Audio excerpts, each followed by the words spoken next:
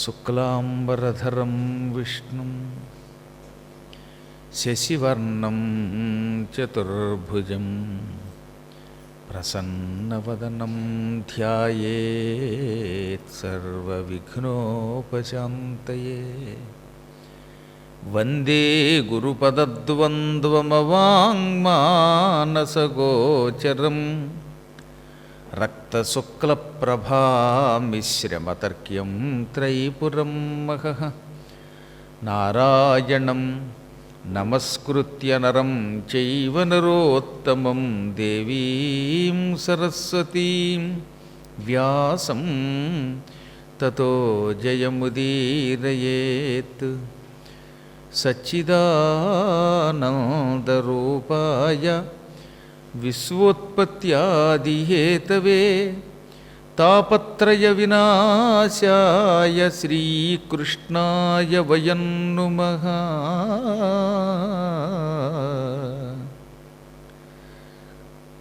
చెప్పండి అందరూ. ఓం ఐం హ్రీం శ్రీం శ్రీమాత్రే నమః. దుర్వాసుని శాపం వల్ల ఇంద్రుడు నిర్వీర్యుడైపోయాడు. సమస్త సంపదలు సముద్రం పాలయ్యాయి. అప్పుడు శ్రీమన్నారాయణుని ఆజ్ఞతో క్షీర సముద్ర మథనానికి దేవదానవులు సంసిద్ధులయ్యారు. భగవంతుని అనుగ్రహం వల్ల, నారాయణ కటాక్షం వల్ల మందర పర్వతం కవ్వం కింద పాల సముద్రంలో పడవేయబడింది. అంటే కవ్వాన్ని తీసుకొచ్చిన వాడు విష్ణువే. ఆ కవ్వాన్ని అంటే ఆ పర్వతాన్ని ఎడమ చేతితో అవలీలగా ఎత్తి గరుత్మంతుని మీద పెట్టినవాడు ఆయనే. గరుడుని ద్వారా తీసుకొచ్చి సముద్రంలో వేసినవాడు ఆయనే. సమస్తం తానే అయ్యాడు. ఇప్పుడు వాసుకిని బాగా స్తుతించి ఆయన్ని కవ్వపు తాడుగా తీసుకొచ్చారని కూడా చెప్పుకున్నాం. రాక్షసుల దగ్గర మూర్ఖత్వం ఎక్కువ కనుక మూర్ఖులు ఎప్పుడు తగాదా పడతారండి. యుద్ధాలు, తగాదాలు, వాదోపవాదాలు చేశాడంటే వాడు మూర్ఖుడు. అత్యావశ్యక స్థితి వస్తే తప్ప యుద్ధానికి జ్ఞానులు వెళ్ళరు. జ్ఞానులు యుద్ధానికి వెడితే ఆ యుద్ధం అప్పుడుతో సమాప్తమే. పిచ్చాడు ఏదైనా వాక్కుంటే వాటికి సమాధానం ఎవరు? జ్ఞానులు. అందుకే మహాత్ముల యొక్క వాక్కు సంయమనముతో ఉంటుంది. ఆచితూచి మాట్లాడతారు. మాట్లాడితే అది శక్తివంతమై ఉంటుంది. అనవసర ప్రసంగం చేస్తే శక్తి తగ్గిపోతుంది. అందుకని ఎంత తక్కువగా మాట్లాడితే అంత మంచిది. ఏది తక్కువగా ఎక్కువగా మాట్లాడాలట. అనగా బాగా తక్కువగా మాట్లాడు అని అర్థం అనమాట. మాట్లాడే కొద్దీ ఏం మాట్లాడాలో తెలియదు కనుక పిచ్చివాగుడు వస్తుందన్నమాట. అందుకే సత్యాయ మితభాషిణాం అని కాళిదాసు ఇక్ష్వాకు వంశపురాదుల గురించి వర్ణించాడు. రామచంద్రుడి వంశస్థులైన రఘుమహారాజులంతా కూడా సత్యం కోసం తక్కువ మాట్లాడేవారట. ఎక్కువ మాట్లాడితే ఏం వాగుతామో తెలియదు కనుక పిచ్చి మాటలు వస్తాయి కనుక అసత్యాలు వస్తాయన్నమాట.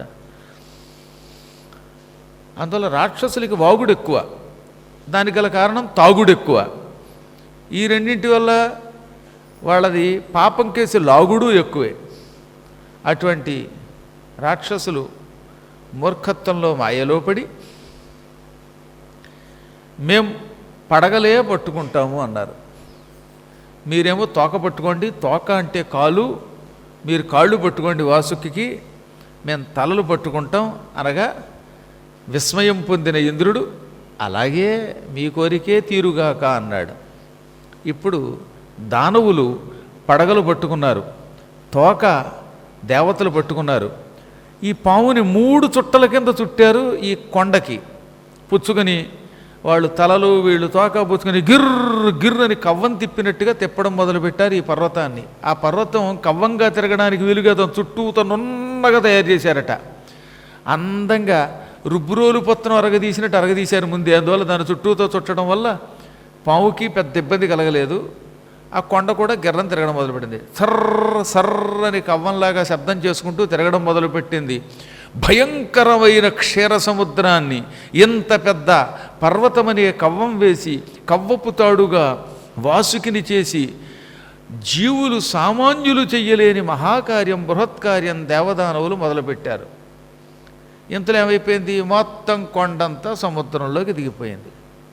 అటు ఇటు గిర్రం తిరుగుతూ ఉండగా కొండ బరువైంది, సముద్రం లోతయింది అవడం వల్ల క్రమంగా కవ్వం సముద్రంలో కుంగిపోయి మునిగిపోయింది. పాల సముద్రంలో మునిగిపోయింది. ఇప్పుడు ఈ కొండ కనపడలేదు, కవ్వమే లేకుండా పోయింది. దాంతో దేవదానవులు మళ్ళీ ఏడ్చారు. ఏ ముహూర్తంలో మేము ఈ క్షీర సముద్ర మథనమునకు సంకల్పించామో కానీ అన్నీ విఘ్నములే, బహుశా విఘ్నేశ్వరుని పూజించి ఉండం అనుకుని మళ్ళీ విఘ్నేశ్వరుని తలుచుకుని భక్తి శ్రద్ధలతో శ్రీ మహావిష్ణువుని ప్రార్థించారు. పాల సముద్రం చిలకమన్నావు, మేము దేవదానవులను చిలుకుతున్నాం, దానివల్ల ఏదో అమృతం వస్తుందనుకుంటే అమృతం పక్కన పెట్టి అసలు కొండే మునిగిపోయింది, సముద్రంలో రక్షించమనగానే 1,00,000 యోజనముల వెడల్పు కలిగిన ఒక మహాకూర్మముగా మారిపోయాడు ఆయన, తాబేలుగా మారిపోయాడు. 1,00,000 యోజనములు వెడల్పటేకంగా అది అంత విశాలమైన వీపు చెప్పగలిగిన తాబేలుగా మారి పర్వతం కిందకి చేరి వీపు మీద తాబేటి చిప్ప మీద ఆ కొండని మోసి పైకెత్తాడు. ఇప్పుడు కింద ఆయనే ఉన్నాడు, కొండ రూపంలో ఆయన ఉన్నాడు, అటు ఇటు దేవదానవుల రూపంలో ఆయనే ఉన్నాడు, తాడు ఆయనే, అందరిలో శక్తి తానే నింపి ఇక చిలకండి అన్నాడు. ఇప్పుడు మళ్ళీ దేవతలు దానవులు ఏమన్నారు, మా చేతులు నొప్పి పెడుతున్నాయి, భుజాలకి ఏదో తెలియని బాధగా ఉంది, అందువల్ల పాల సముద్రం చిలకలేకపోతున్నాం అన్నారట. అప్పుడు మళ్ళీ ఆయన అందరిలోనూ తన దివ్యశక్తిని నింపాడు. తాను మళ్ళీ ఇటు దేవతలలో ఒకడయి తోకా పట్టుకున్నాడు. ఏమి చిత్రం అన్నారు పోతన గారు భాగవతంలో. తరిగాండ్రలో ఒకడట, ఈ పాల సముద్రం చిలికే వాళ్ళల్లో ఒకట. ఈ చిలికే వాళ్ళకి బుధం నొప్పి వస్తే నొప్పి తొలగించి అందులో శక్తి ప్రవేశపెట్టినవాడు తానేట. ఈలోపు వాసుకి బాబోయ్ నన్నేమో కొండ చుట్టూ చుట్టారు, నా శరీరం అంతా పచ్చడైపోతుంది, గిర్రో గిర్రో అని తిప్పేస్తున్నారు, నేను చచ్చిపోతున్నాను, నన్ను వదిలేయండో అని ఏడుస్తూ ఉంటే మళ్ళీ ఆయనలో ప్రవేశించి అతనికి నొప్పి లేకుండా చేసింది ఆయనేట. మునిగిపోతున్న కొండలో ప్రవేశించి కొండకి శక్తి ఇచ్చింది ఆయనే. ఆ కొండని పైకెత్తి దానికి అండగా నిలబడిన తాబేలు తానే. ఈ విధంగా అన్నీ తానే అయ్యి హరిమాయ యొక్క హరియే ఎరుగునన్నట్టుగా అయ్యాడు ఆయన. హరి యొక్క మాయ హరికే తెలుసు అన్నట్టుగా ఆయన అన్నీ తానే అయ్యాడు. పేరుకి వీళ్ళు అన్ని పనులు చేస్తున్నారు కానీ పనులన్నీ చేసేది ఆయనే. ఈ విధంగా పాల సముద్రం మళ్ళీ చిలకడం మొదలెట్టారు. కానీ నిజంగా ఏడ్చేసాడండి వాసుకి ఆ సమయంలో. ఒకసారి ఆలోచించండి, ఆయన పాము, ఎంత కాదనుకున్నా ఎంత శివుడి మెడలో ఉన్నా ఆయన ఓ శరీరం ధరించినవాడు.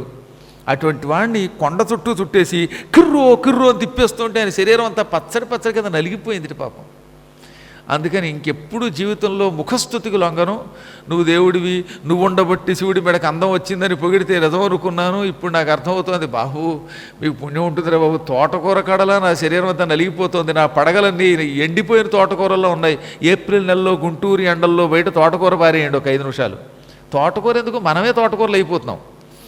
లోపలికి వచ్చాక మిమ్మల్ని చూస్తే కాస్త ముఖంలో కళాకాంతులు కనబడుతున్నాయి కానీ బయట గోశాల దగ్గరగా ప్రదక్షిణ చేస్తున్న వాళ్ళు ఒక్కొక్కరిని చూస్తుంటే అబ్బా అనుకుంటున్నారు పాపం. కాబట్టి ఎండలో కాసేపు ఉంటే మన శరీరాలు కూడా వాడిపోతున్నాయి. వాకింగ్కి వెళ్ళిన వాడికి టాకింగ్ లేదు, అసలు మూకింగ్ అయిపోయాడు వాడు. ఎండలో మానవుడు ఉంటేనే వాడిపోతూ ఉంటే తోటకూరను పెట్టుకొచ్చి ఎండలో పెడితే ఏమవుతుందో ఆలోచించండి. అల్లా వాడిపోయేట పాపం, ఆయన వాడిపోయిన పడగలతో ఉన్నట్ట. అందుకని విష్ణువు దేవతలారా మీరు నారాయణ అంటూ ఉండండి, ఈ నామస్మరణం వల్ల వాసుకిలోకి దివ్యశక్తి వస్తుంది, ఆ శక్తి వల్ల మళ్ళీ వాడు మీకు సాయం చేయగలుగుతాడు, లేకపోతే వాడు ప్రాణం పోయేటట్టుందనగా ఈ దేవతలు నారాయణ అన్నారు. రాక్షసులు పొరపాట్లు కూడా నారాయణ అన్నారు. వాళ్ళలో కొద్దిమంది ఉన్నారు అనేవాళ్ళు. బలిచక్రవర్తి వాళ్ళ నాన్నగారు విరోచనుడు, వాళ్ళ నాన్నగారు ప్రహ్లాదుడు తప్ప మిగతా వాళ్ళకి ఎక్కువగా నారాయణ స్మరణ ఇష్టం ఉండదు.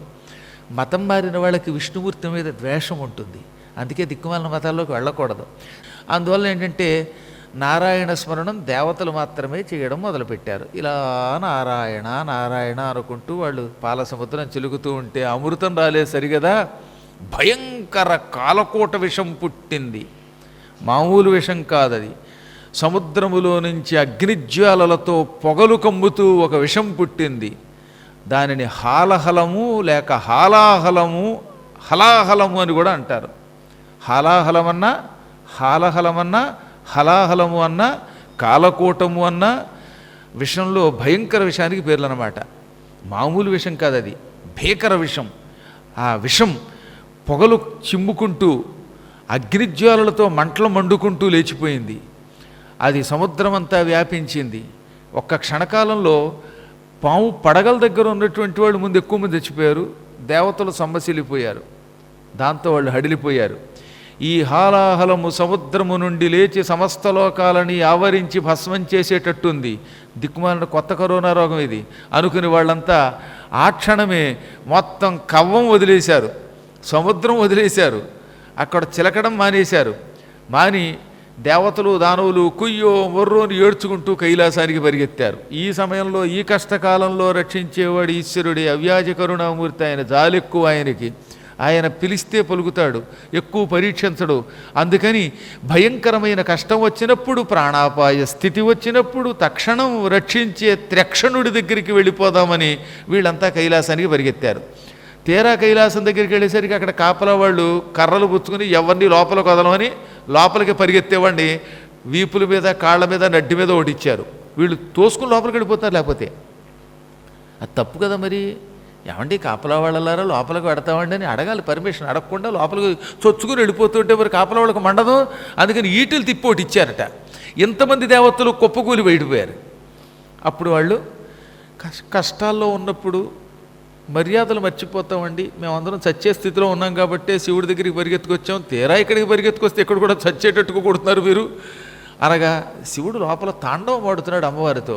ఏకాంతంగా ఉన్నప్పుడు మరి ఎవరు పడితే వాళ్ళు లోపలికి వెళ్ళకూడదు కదా అనగానే, అయితే మేము ఇక్కడికే శివుడిని రప్పిస్తాం అని వాళ్ళు ఆ గుమ్మం దగ్గరే చేరారట. గుమ్మం దగ్గరే నిలబడి లోపలికి వెళ్లకుండానే శంకర రక్షించు రక్షించన్నారు. విషం తాగినవాడిని విషం తాగినవాడు అని ముందే సంబోధించేటండోయ్. అంటే విషం తాగి రక్షించమని చెప్పడం అన్నమాట. కొన్ని చెయ్యని పని ముందే చేస్తే వాడు గ్యారంటీగా చేస్తాడని అంతరార్థం. జీవితంలో ఎవడికి రూపాయి అని పిసిని కొట్టాడు దగ్గరికి వెళ్ళా, నువ్వు మహాదాతవి, నువ్వు తలుచుకుంటే గుంటూరు ఇచ్చేస్తామన్నావంటే ఈ పొగడ్తల కోసమే ఇస్తాడేమో చెప్పలేము. అవతలవాడు కట్టాడైతే మీరెంత పొగిడినా చచ్చినా రూపాయి అవన వెళ్ళండి అంటాడు, అది వేరే విషయం. అందువల్ల మంచి స్తోత్రం చేశారు వాళ్ళు.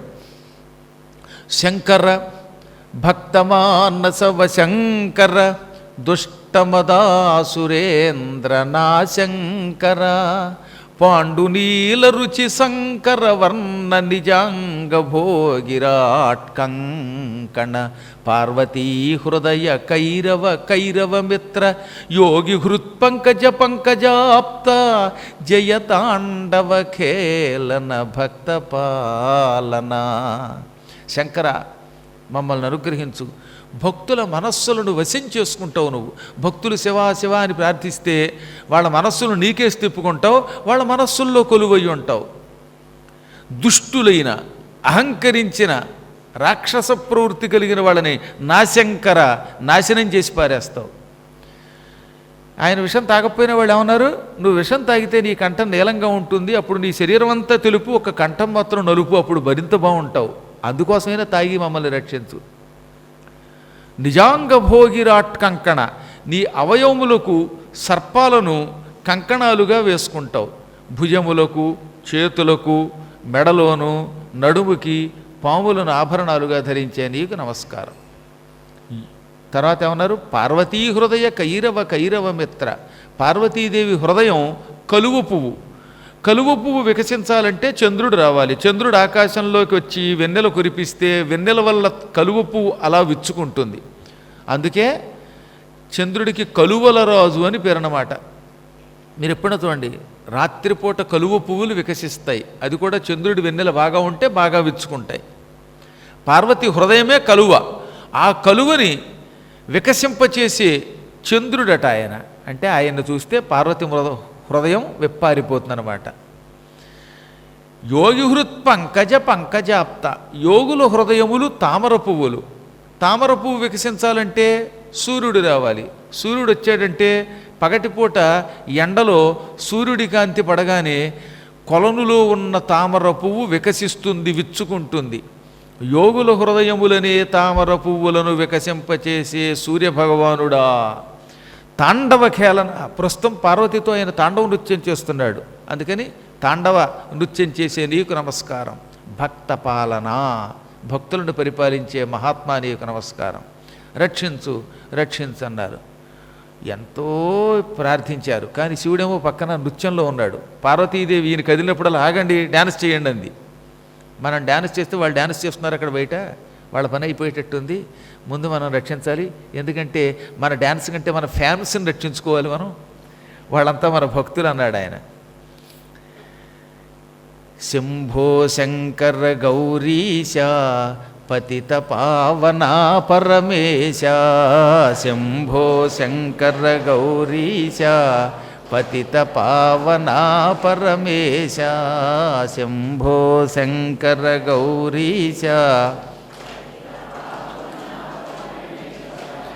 నిత్య తేజోమయా దేవా, నిత్య తేజోమయా దేవా మృత్యుంజయా, నిత్య తేజోమయా దేవా మృత్యుంజయా, శంభో శంకర గౌరీశ పతిత పావనా పరమేశ, శంభో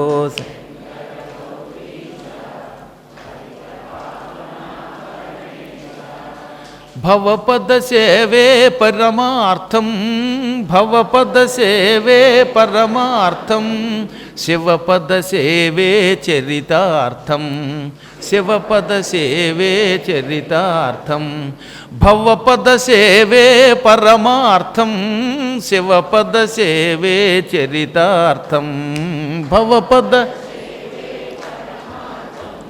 శివపద సేవే చరితార్థం, ప్రళయ గంభీర తాండవ కేళీలోలా, ప్రళయ గంభీర తాండవ కేళీలోలా, ప్రణవలీలా మృత్యుంజయా, ప్రళయ గంభీర తాండవ కేళీలోలా, ప్రణవలీలా మృత్యుంజయా, శంభో శంకర గౌరీశ పతిత పావనా పరమేశ, శంభో శంకర పతిత పావనా పరమేశ. దేవతలు దానవులు భక్తితో శివుణ్ణి ఇలా ప్రార్థిస్తూనే ఉన్నారు. అప్పుడు శివుడు, చూచావా వీరంతా మన పిల్లలు, పాలసముద్రం చిలుగుతూ ఉండగా అందులో నుంచి పుట్టిన భయంకరమైన కాలకోట విషం హాలాహలం సమస్త లోకాలని అలుముకొని నాశనం చేస్తూ ఉంటే రక్షించమని ప్రార్థిస్తున్నారు. ఈ సమయంలో మనం నృత్యం చేయటం కాదు, వాళ్ళని రక్షించాలని పార్వతిని వెంట పెట్టుకుని ప్రాకారాలన్నీ దాటి వాళ్ళ దగ్గరికి వచ్చి దర్శనమిచ్చాడు. అందుకే భగవంతుడు భక్తపరాధీనుడు అన్నారు. ఆయన్ని ప్రార్థిస్తే మనం గుడి లోపల కంటే వెళ్ళకల్లా ఆయనే గుడి బయటకు వచ్చి దర్శనమిస్తాడు.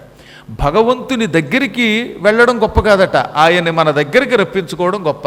చొచ్చుకుని పరమాత్మ దగ్గరికి వెళ్ళడం కంటే పరమాత్మ మన దగ్గరకు చొచ్చుకుని వచ్చేటట్టుగా చేయటమే గొప్ప శక్తి. అంటే అది అలగడం వల్ల రాదు, భక్తి వల్ల వస్తుంది. భక్తికి లొంగనివాడు ఎవడుంటాడండి? భక్తితో పట్టుకుంటే ఎవడైనా కరిగిపోతాడు, పాషాణం కూడా కరిగిపోతుంది. ఈ ప్రపంచంలో అన్నిటికంటే గొప్పది భక్తి. భక్తి కిన్న కరోతి అని వ్యాసుడు అన్నాడు. దీనిని ఆదిశంకరాచార్యులు వారు కూడా చెప్పారు. భక్తి భక్తి కిం దేనిని నకరోతి చెయ్యదు అనగా భక్తితో ఏదైనా చెయ్యొచ్చు, భక్తితో సాధించలేని పని లేదు. అనేకములైన శాస్త్రములు, అనేకములైన ఉపనిషత్తులు, వేదములు, మంత్రములు, అనుష్ఠానములు చేయడం వల్ల కూడా భగవంతుడు దొరకపోవచ్చునేమో, కానీ భక్తితో ఆర్తితో పిలిస్తే మాత్రం తక్షణం వచ్చి పడిపోతాడు ఆయన. అందుకనే ఉన్నారు అన్నిటికంటే సులభమైనది భక్తి మార్గం. అందులో ముఖ్యంగా కలియుగంలో ఇంకా సులభమైనదట. చిక్కడు క్రతువుల వ్రతముల, చిక్కడు శౌచముల దానశీలతకు దయం, చిక్కడు శుభముల వ్రతముల భక్తికి చిక్కిన క్రియ నచ్చుతుండు సిద్ధముసుండి. వ్రతములు చేస్తే దొరకడు, యజ్ఞములు చేసినా దొరకడు, నిరంతరం దానము చేసినా దొరకడు, ఎన్నెన్నో మంచి పనులు చేసినా దొరకపోవచ్చు, కానీ ఒక్క భక్తికి మాత్రం పరమాత్ముడు తొందరగా చిక్కుతాడు. అందుకే ఆయన బయటకు వచ్చాడు. రాగానే వాళ్ళు ఆనందపడిపోయారు. దేవా జగన్నాథ దేవేంద్రవందిత వితత చారిత్ర సంతత పవిత్ర హాలాహలం భయంకరమైన హాలాహలం కాలకోట విషం పాలసముద్రం నుంచి పుట్టింది. అది లోకాలన్నిటినీ భస్మం చేస్తోంది. కాపాడు మమ్మల్ని, లేకపోతే లోకాలు ఉండవు, లోకాలు ఉండకపోతే మేము ఉండకపోతే నీ భక్తులంతా నశించిపోతే నువ్వు మాత్రం సుఖంగా ఉండగలవా, కాపాడు అని ప్రార్థించగా ఆయన చిరునవ్వు నవ్వుతూ పార్వతికేసి తిరిగాడు. అసలు భార్యకి చెప్పకుండా కొన్ని పనులు చేయకూడదట, శాస్త్రం అది. అలా చేస్తే కూడా తప్పేది. గొప్ప గొప్ప పనులు ఏమైనా చేసే ముందు ఒక్కసారి భార్యను సంప్రదించాలి. కొంతమంది దిక్కుమాలాళ్ళు పెళ్ళడానికి చెప్పకుండా అన్ని సొంత పెత్తనాలతో చేస్తారు, అది తప్పే. నేను చెప్పడం కాదు, భాగవతం చెప్పింది, బ్రహ్మాండ పురాణం చెప్పింది, శివపురాణం చెప్పింది, బ్రహ్మవైవర్త పురాణం చెప్పింది, అన్ని పురాణాలు అలాగే చెప్పాయి. గొప్ప పనులు చేసే ముందు మంచి డెసిషన్స్ తీసుకునేటప్పుడు భార్యకి చెప్పాలట. ఒక్క మోక్షానికి ఎడుతున్నప్పుడు మాత్రమే హఠాత్తుగా భగవంతుడు పట్టుకుపోతానంటే అప్పుడు ఎవరికి చెప్పకుండా వెళ్ళిపోవచ్చు, కానీ మిగతా అన్ని విషయాల్లో కాస్త భార్యకి చెప్పడం న్యాయం. అది నేను ఒక్కడే బజారుకి వెళ్ళిపోతానండి, పుణుకులు తినొస్తానండి, మా ఆవిడ మాత్రం ఇంట్లో ఉపవాసం ఉండాలండి అంటే అది ధర్మం కాదు. అంతటి పరమాత్ముడు కూడా అర్ధనారీశ్వరుడు భార్యకి చెప్పే పని చేశాడు. అసలు త్రిమూర్తులు చూసి మనం నేర్చుకోవద్దు. మరి ఎప్పుడన్నా బ్రహ్మగారు ఏదైనా పని చేస్తే వాళ్ళు ఆవిడికి చెప్పకుండా చేయగలడా? ఎందుకంటే ఆయన మాట్లాడేదే వాణి, ఆయన నాలుగు మీద సరస్వతి ఉంది కాబట్టి ఈయన ఏం మాట్లాడినా సరస్వతి పలికినట్టే. కాబట్టి భార్యకి తెలియకుండా ఒక్క ముక్క మాట్లాడని మహాత్ముడు బ్రహ్మగారు. ఇంకా విష్ణువు, ఆయన గుండెకాయ డబ్బని కొట్టుకోవాలంటే వక్షస్థలం మీద లక్ష్మీదేవి ఉంటుంది, ఆవిడే కదుపుతూ ఉంటుంది గుండెకాయని. అందువల్ల లక్ష్మి లేకపోతే నాకు హృదయ చలనం లేదన్నాడు ఆయన. గుండెకాయని లక్ష్మికి ఇచ్చాడు ఆయన. గుండె శరీరాన్ని నడుపుతుంది, లక్ష్మి నన్ను నడుపుతుందని ఆయన చెప్పాడు. సరస్వతి నా చేత మాట్లాడిస్తూ నా చేత పనులు చేయిస్తుందని బ్రహ్మ అన్నాడు. వీళ్ళిద్దరికంటే 7 ఆకులు ఎక్కువ చదివాడు శివుడు. ఏకంగా సగం శరీరం ఆవిడికి రాసి ఇచ్చేశాడు. కొంతమంది ఇల్లు కొనేటప్పుడు సగం భార్య పేరు మీద సగం భర్త మీద పేరు మీద పెడతారు. పెడితే లాభం ఏంటంటే ఇద్దరు కలిసి కొట్టుకోవచ్చు హాయిగా. మళ్ళీ రేపు పొద్దున్న తొందరపడి ఎవడు అమ్మకుండా ఉంటాడనమాట. ఎంత పరమాత్ముడండి, ఎంత సత్యం చెప్పాడు. సగం శరీరం ఆవిడదిరా అంటే అందులో వామభాగం అంటే ఎక్కువ పవర్ఫుల్ కదా. గుండెకాయ, చెయ్యి, ఏ పని చేసినా సమస్తం ఆవిడదే. ఆవిడ లేకపోతే సగం చెక్క, ఆ చెక్క ముక్కతో నీకెన్నో చిక్కులు ఉంటాయి. నా శరీరములో సగ భాగమే అమ్మ అన్నాడు ఆయన. ఈ విధంగా మహాత్ములైన త్రిమూర్తులు గొప్ప సందేశం ఇచ్చారు మనకి. అందుకే ఆయన పార్వతికేసి తిరిగి, చూచావా పార్వతి, వీళ్ళంతా మన పిల్లలు. కష్టం వచ్చినప్పుడు పిల్లలు తల్లిదండ్రుల దగ్గరికి రాకపోతే ఎవరి దగ్గరకు వస్తారు? వీళ్ళకి ప్రాణాపాయం రాగానే రక్షించమని నా దగ్గరకు వచ్చారు. నేను కూడా రక్షించాలి, రక్షిస్తేనే తండ్రిని అవుతాను. చూడు, ఈ భయంకరమైన కాలకోట విషయాన్ని ఏమి చేస్తానో, ఈ కాలకోటాన్ని శిక్షింతు, దీన్ని ఇప్పుడే పట్టి శిక్షిస్తాను. భక్షింతును మధుర సూక్ష్మ ఫలరసము క్రియన్, బాగా సూక్ష్మమైన అంటే చిన్నగా చేయబడిన ఫలరసం తాగినట్టు తాగేస్తానన్నాడు ఆయన. మామిడి పళ్ళు ఇచ్చారనుకోండి, తినాలంటే కొంచెం కష్టపడాలి, అలా పీక్కుని తినాలి. పళ్ళల్లోకేమో ఆ మామిడి పండు యొక్క పీచు వెళ్ళిపోతాయి, ఆ పీచు పీక్కోవాలి. తర్వాత మామిడి పండు గట్టిగా ఉంటే డేంజరు, అందులో కెమికల్స్ ఉంటే ఇంకా డేంజరు. అలా కాకుండా మామిడి పళ్ళు అక్కడ పెట్టి మన దారిని మనం రాసుకుంటూ ఉంటే ఏ పుణ్యాత్ములైన భక్తులు దాన్ని శుభ్రంగా జ్యూస్గా తయారు చేసి అందులో పీచు లేకుండా వడగట్టి ఇస్తే, అందులో ఏ చెత్త తుక్కు లేనప్పుడు గ్లాసులో పెట్టిన జ్యూస్ తాగడం ఎంత తేలిక, ఐస్ వేయకపోతే. వేస్తే మడి గొంతుకుపోతుంది అనుకోండి. ఏ నేరేడు పళ్ళో, ఏ బత్తాయి పళ్ళో, నారింజ ఫలములో, లేకపోతే యాపిల్సో, అవేవో ద్రాక్షో, ఇలాంటి పళ్ళన్నీ కష్టపడక్కర్లేకుండా వాళ్లే ఒక గ్లాసులో జ్యూస్ తయారు చేసి ఇస్తే, రసం తీసిస్తే ఆ రసం గడగడ తాగచ్చు. అంటే డైజెషన్ పవర్ ఉంటే, లేకపోతే మళ్ళీ పక్క వాళ్ళకి కాస్త పోసి వీడు తాగుతాడు, అది వేరే విషయం. కాబట్టి మొత్తం మీద ఏదైనా జ్యూస్ తాగడం పెద్ద కష్టం కాదు కదా. ఇప్పుడు శివుడు ఏమంటాడో తెలుసా? ఎంత విషమును ఏదో చిన్న గ్లాసులో పోసి ఇచ్చినటువంటి సూక్ష్మమైన ఫలరసం తాగినట్టు తాగేస్తానన్నాడు ఆయన. అంత హాలాహలంట ఆయనకి. కొంచెం పండు రసంట, సూక్ష్మ ఫలరసంట. ఎక్కువ ఫలరసం కూడా కదా, మళ్ళీ బిందులు పానకం పెడితే తాగలేము. అందుకని ఆయన ఏమన్నాడు, కొద్దిగా ఒక పాత్రలో పొయ్యబడినటువంటి ఫలరసము నువ్వు తాగడం ఎంత తేలికో అంత తేలికగా ఈ హాలాహలాన్ని తాగుతానన్నాడు. భక్షింతును మధుర, అది కూడా రుచి కలిగిన సూక్ష్మ ఫల రసము క్రియన్.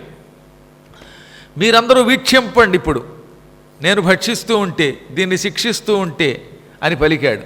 ఇలా పలికి ఉన్న చోటు నుంచి కదలకుండానే హాలాహలం కేసి చూచి, ఓరి కాలకోట విషమా, నువ్వు పాలసముద్రం చిలుగుతుంటే అందులోంచి పుట్టి నా సృష్టిని అతలాకుతలం చేద్దామనుకుని నాశనం చేద్దామని సంకల్పిస్తావా? ఎక్కడికి పోతావురా?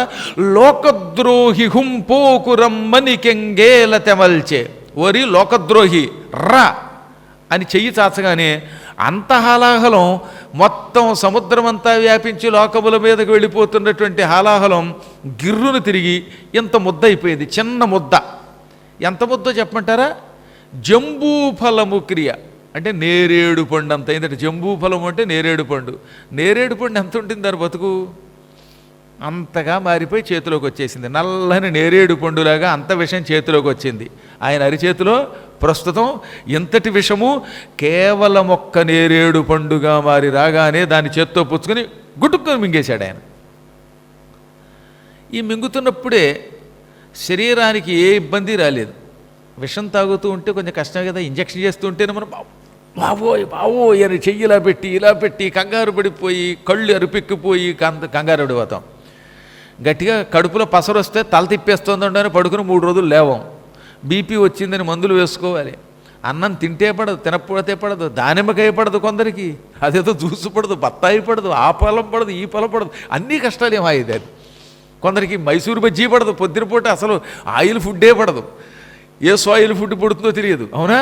కానీ పరమాత్ముడు ఎంత విషమును ఒక చిన్న ముద్ద కింద తీసుకుని తాగుతూ ఉంటేట శరీరం మీద ఉన్న సర్పములు బిగుసుకుపోలేదు, ఎర్రబడలేదట కనులు ఎర్రబడలేదు. కొంచెం విషం తాగుతుంటే కళ్ళు ఎర్రబడతాయి. అదేమిటి నా మొహం గట్టిగా సబ్బు కంట్లో కడితేనే నొరగడితేనే మన కళ్ళు ఎర్రబడిపోయి అలా అయిపోతాయి చెంతరిప్పుల్లా. ఈ బాధపడలేక చాలామంది అసలు కుంకుడికాయ రసం కూడా నెత్తి మీద వేసుకోవట్లే, కుంకుడికాయ చేదు కూడా తట్టుకోలేక. అటువంటిది స్వామివారి కళ్ళు ఎర్రబడలేదు, శరీరం స్తంభించలేదు, పాములకు ఏమీ అవ్వలేదు. పక్కనున్న పార్వతీదేవి చిరునవ్వు నవ్వుతూనే ఉంది. దేవతలు మాత్రమే కంగారు పడుతున్నారు ఏమవుతుందో అని, తప్ప ఆయన ఏమీ లేదు, సుఖంగా ఉన్నట్ట. మంచి ఏసీ రూమ్లో కూర్చుని హాయిగా పురాణం, పద్మాగర్ గారు పురాణం వింటున్న వాళ్ళ ముఖాలు ఎంత ఆనందంతో ఫీలింగ్స్తో ఉంటాయో ఆయన ముఖం అలా ఉందట ఇప్పుడు విషం తాగుతూ ఉంటే. అందుకని ఆయన శివుడు అన్నారు. ఇప్పుడు ఒక సమస్య వచ్చింది. ఈ సమస్త ప్రాంతము లోకాలతో ప్రాణులతో నిండే ఉన్నది. శివుడికి బయట లోకాలు ఉన్నాయి, శివుడి కడుపులోనూ లోకాలు ఉన్నాయి. ఆయన కడుపులో ఎన్నో లోకాలు ఉన్నాయి, బయట కూడా మనలాంటి ప్రాణులుండే లోకాలు ఉన్నాయి. బయటేమో ఈ భూలోకం, భువర్లోకం, సువర్లోకం, మహర్లోకం, జనలోకం, గోలోకం, తపోలోకం, సత్యలోకం, మాతలం, వితలం, సుతలం, తలాతలం, రసాతలం, పాతాళం వంటి లోకాలు ఉన్నాయి. ఇటువంటివి ఇంకా కడుపులో చాలా ఉన్నాయి. అమ్మ బాబో, కడుపులో కిన్నర, సుర, సిద్ధ, సాధ్య, నర, పన్నగ, యక్ష, చారణ, అసుర, విద్యాధర, గంధర్వాది జాతుల వాళ్ళు ఎంతోమంది ఉండడానికి కడుపులో కూడా లోకాలు ఉన్నాయి. ఆయన శరీరానికి బయట, ఆయన శరీరం లోపల ఎక్కడ పడితే అక్కడ లోకాలే. ఆ లోకాల్లో మనలాంటి మాలోకంగాళ్ళు ఎంతోమంది ఉన్నారు, ఎంతోమంది జీవులు ఉన్నారు. బయట ఉంటే బయట ఉన్న జనాలను చంపుతోంది విషం. ఇప్పుడు కడుపులోకి వెళ్ళిపోయింది అనుకోండి ఈ విషయం, కడుపులో ఉన్నవాళ్ళు చచ్చిపోతారు. అందుకని శివుడు బాగా ఆలోచించాడు. నా ఉదరము, నా ఉదరానికి బయట ఉన్న ప్రాంతము లోకమయం, జీవమయం. కాబట్టి ఎక్కడ ఈ విషయాన్ని పెట్టినా అక్కడ ఉన్న వాళ్ళంతా చచ్చిపోతారు. ఇక లోకములు లేని ఏకైక ప్రాంతం నా కంఠం. నా కంఠంలోనే ప్రాణులుండే లోకములు పెట్టుకోలేదు నేను. నా ప్రమథగణాలు తప్ప ఈ కంఠంలో ఈ లౌకిక ప్రాణులు ఎవరూ ఉండరు. కాబట్టి ఈ కంఠం దగ్గర విషాన్ని అట్టే పెడతాను అని ఆ విషం మింగిన తర్వాత గొంతుకు దగ్గర ఆగిపో అన్నాడు ఆయన. కిందకి దిగితే ఒప్పుకోను, పైకి రావడానికి వీల్లేదు. కంఠం దగ్గర ఆగిపో అనగానే ఆ విషం కంఠం దగ్గర ఆగిపోయిందిట. కిందకి దిగదు, పైకి రాగదు. మీలో ఎవరైనా కాస్త కాఫీ తాగి కిందకి దిక్కకుండా గొంతు బయటికి రాకుండా గొంతుకులో పెట్టుకుంటూ వస్తాను. ఇంకా తర్వాత మనం ఉండవు ఒక్క క్షణం. మా ఐదారిది ఒక్క డ్రాప్ ఆఫ్ కాఫీ గొంతుకులో పెట్టలేం మనం. అంత విషాన్ని కంఠంలో పెట్టేట ఆయన. అప్పుడు ఏమైపోయింది, ఈ విషం నలుపు కదా. అప్పటిదాకా శివుడి శరీరం నా శరీరంలాగా చాలా తెల్లగా ఉంటుంది. ఈ తెల్లగా ఉన్న శివుడి యొక్క శరీరంలో ఈ కంఠ ప్రాంతం మాత్రం నీలంగా మారిపోయింది విషం వల్ల. అప్పటి నుంచి నీలకంఠుడు, శ్రీకంఠుడు, గరళకంఠుడు, విషకంఠుడు అని పిలువబడ్డాడు ఆయన. శ్రీ అన్న విషమేనండోయ్. శ్రీకంఠుడు అంటే విషకంఠుడు అన్నమాట. ఆయన కంఠానికి ఎంత అందం వచ్చేసిందో అన్నారు. కప్పు కలిగి తొడవు కరణి నొప్పే. కప్పు అంటే నలుపు. ఆ కంఠమంతా నలుపెక్కి అది ఆయన మెడలో ఇంద్రనీలమణి వేసుకున్నట్లుగా అనిపించిందిట. మణుల్లో నవరత్నాలలో నీలమని ఒక రత్నం ఉంటుంది.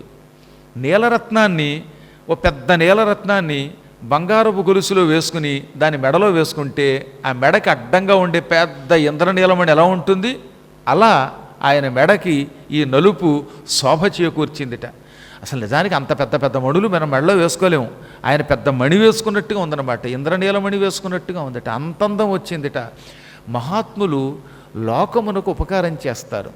ఈ లోకోపకారం వల్ల వాళ్ళ శరీరానికి ఏదైనా మచ్చ వచ్చినా ఆ మచ్చ కూడా వాళ్ళకి అందమే అవుతుందిట. అందుకే పరోపకారం కోసం చేసే పని వల్ల మన శరీరంలో ఏర్పడే మచ్చ అందంగా ఉంటుంది. అదే రోగం వల్ల వచ్చే మచ్చ పెచ్చగా ఉంటుంది. ఏ చేతి మీదో పుండుబడి అది మచ్చ ఏర్పడితే చూడడానికి అసహ్యంగా ఉంటుంది. అదే చూడండి, లోకోపకారం చేస్తే ఎంత లాభమో. విషం తాగాడు, లోకోపకారం అయింది, అది కంఠానికి ఆనందం ఇచ్చింది, ఆహ్లాదం ఇచ్చింది, ఆభరణంలో ఉంది. చంద్రుడు ఉన్నాడు, ఒకప్పుడు ఒక జింకను రక్షించాడు, ఆ జింక ఆయనలో చేరింది. ఆ చంద్రుడిలో ఆ మత్స్య ఎంత అందం ఉంటుంది. ఆ మత్స్య లేకపోతే చంద్రుడికి అందం లేదు పొమ్మన్నారు.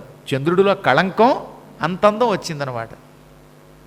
ఈ విధంగా చంద్రుడు మత్స్య పక్కన పెడితే చంద్రశేఖరుడిలో కంఠం అంత అందంగా తయారయ్యింది. అప్పుడు దేవతలు ఆశ్చర్యపోయి, ప్రభూ, ఈ పని నీవు తప్ప మరెవ్వరూ చెయ్యలేరు.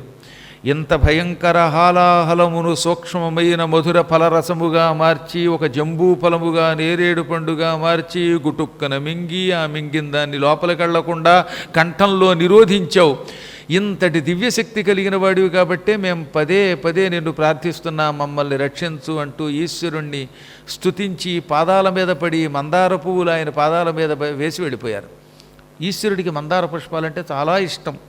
అందుకే వాళ్ళు మందార పుష్పాలతో ఆయన పాదాలను పూజించారు. మీకు ఎప్పుడన్నా వీలుంటే మందార పుష్పాలతో ఆయన పూజించండి. మన ఇంట్లో అపారమైనటువంటి గండాలు ఉంటే ఎగిరిపోతాయి.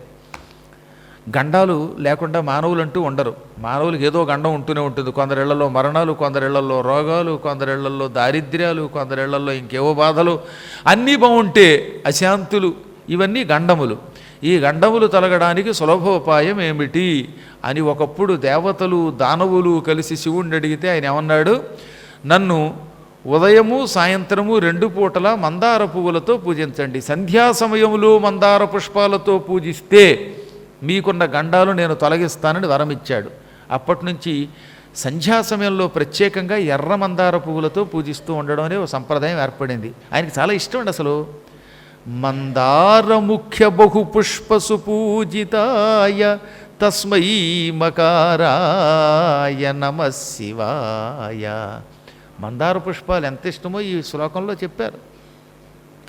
తదనంతరం దేవదానవులు ఆయన దగ్గర సెలవు తీసుకుని మళ్ళీ పాలసముద్రం దగ్గరకు వచ్చారు. వదిలేసిన కవ్వం దగ్గరికి చేరారు, వాసుకిని పట్టుకున్నారు. క్షీరసాగర మథనం మళ్ళీ మొదలుపెట్టారు. గిర్ర గిర్రని చప్పుడు చేసుకుంటూ కొండను తిప్పడం మొదలెట్టారు. కిందేమో శ్రీమన్నారాయణుడు వీపుని అడుగున పెట్టి మోస్తూనే ఉన్నాడు. ఎంత బాగుంటుందో ఆ తాబేలట. ఏమంటే ఇంత పెద్ద కొండ వీపు మీద తిరుగుతూ ఉంటే వీపుకి ఏమైనా నిప్పెట్టాలి కదా, కాదట. ఆయన వీపుకి కొంచెం దురద పుట్టిందిట. దురద తీరుతుందేమోనని వీపేమో ఆ కొండ కింద పెట్టాట. ఈ కొండ గిర్రును తిరుగుతున్న వీపు యొక్క తేట తీరలేదటండోయ్. ఎంత చమత్కారం చెప్పారో చూడండి. వీపుకున్న దురద తీరట్లేదట.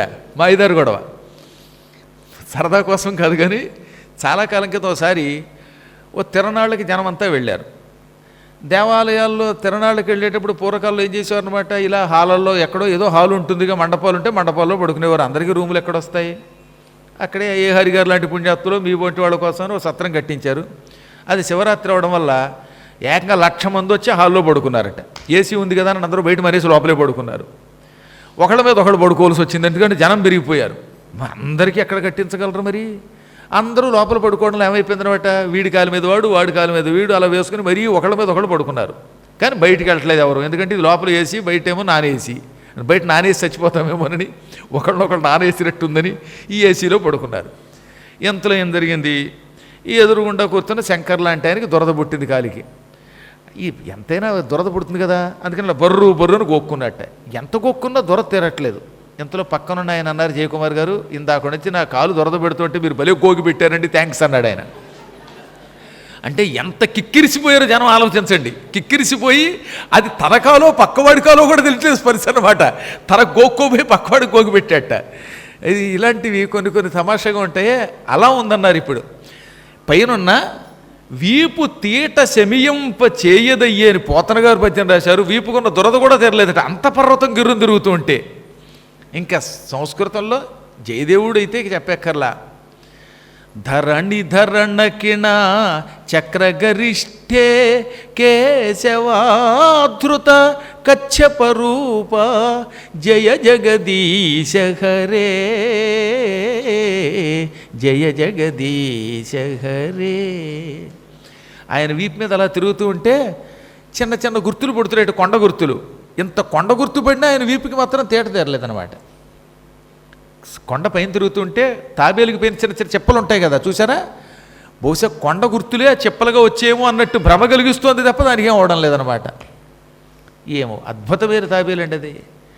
ఇలాంటి ఊహలు మన కవులకు వస్తూ ఉంటాయి.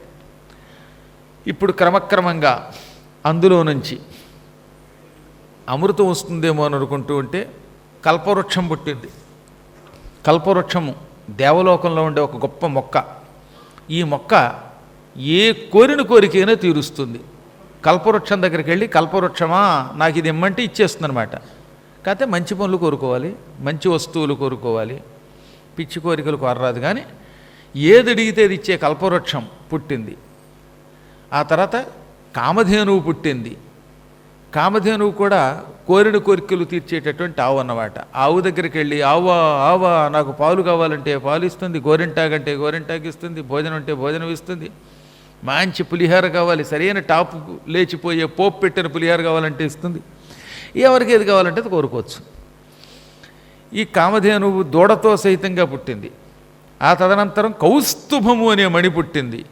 ఈ మణిని శ్రీ మహావిష్ణువు తన మెడలో ధరించాడు. ఆ తదనంతరం అందులో నుంచి తెల్లని ఏనుగు పుట్టుకొచ్చింది, వెల్ల ఏనుగు. దానికి 4 దంతాలు ఉన్నాయి.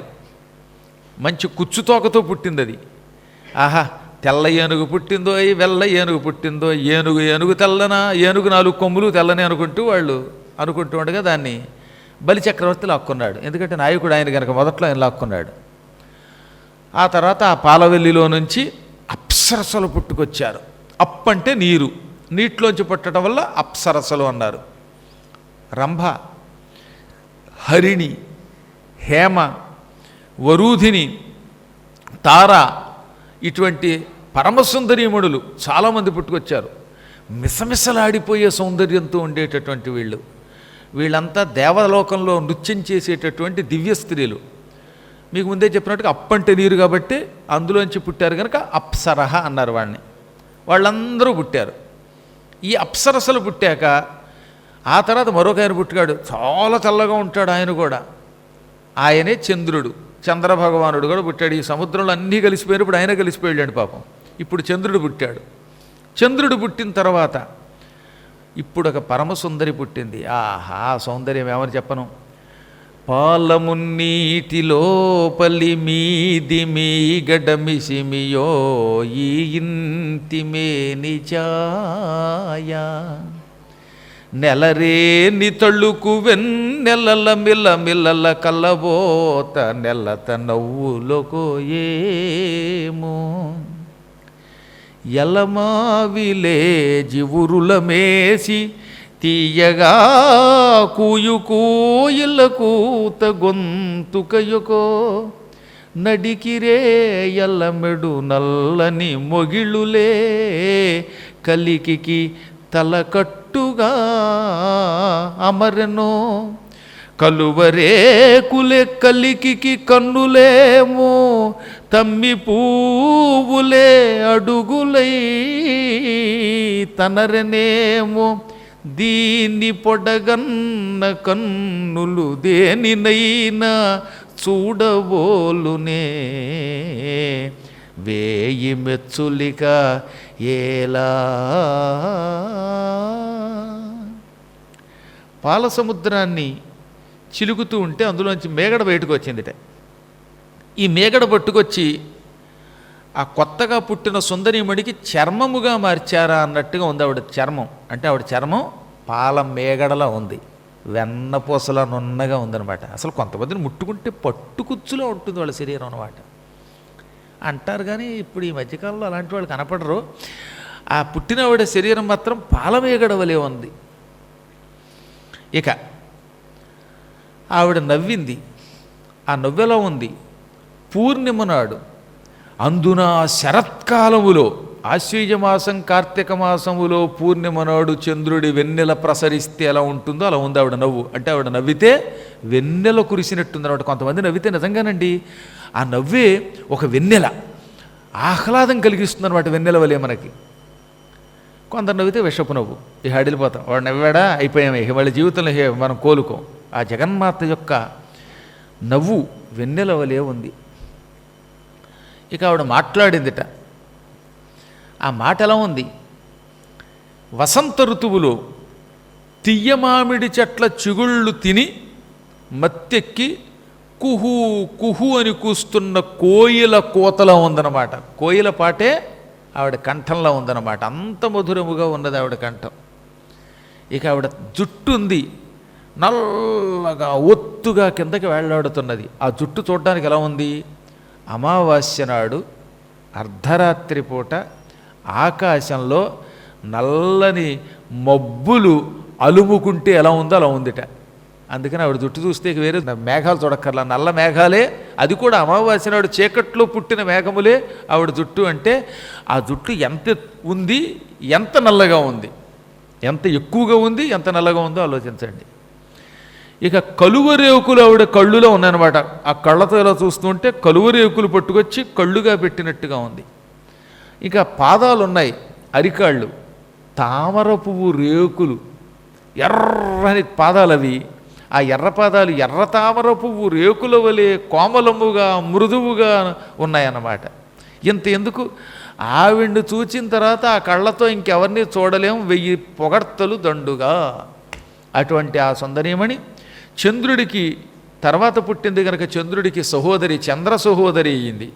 అప్సరసలతో పాటు పుట్టింది కాబట్టి అప్సరసలకి కూడా చెల్లెలయ్యింది. కామధేనువు మొదలైన దివ్య వస్తువులకు కూడా పుట్టింది కనుక వెనక వాళ్ళకు కూడా చెల్లెలయ్యింది. ఆవిడే మనందరం నిరంతరం ఎదురు చూసే తల్లి, కలుముల రాణి జగదేక మాత శ్రీ మహాలక్ష్మి పాల సముద్రం నుంచి పుట్టుకొచ్చింది. ఆ విధంగా లక్ష్మీదేవి పుట్టుకొచ్చింది. పాల సముద్రం ఎప్పుడు చిలికారు, ఏ సంవత్సరంలో చిలికారో తెలియదు, కానీ ఏ మాసంలో చిలికారో చంటిపిల్లాడికి కూడా తెలుసు. పాల్గొన మాసంలో చిలికారు. పాల్గొన మాసంలో పాల సముద్రం చిలికారు, అందులోంచి లక్ష్మి పుట్టింది. అందుకే పాల్గొన మాసంలోనే ఈ కథ చెప్పుకుంటున్నాం మనం, మనకి తెలియకుండానే.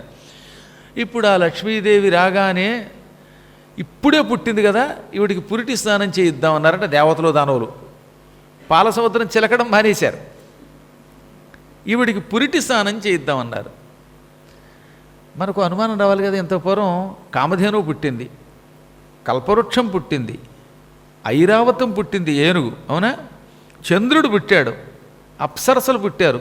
వీళ్ళు ఎవరికి పురిటి స్నానం చేయించలేదు. ఇప్పుడు ఈ లక్ష్మీదేవి కనబడగానే లక్ష్మీదేవి కదా, లక్ష్మీదేవి ఈవిడికి పురిటి స్నానం చేయిస్తే మనకు డబ్బులు వస్తాయేమో, ఈవిడ సంపదలు ఇస్తుందేమో, అనుగ్రహిస్తుందేమో అనుకున్నారట.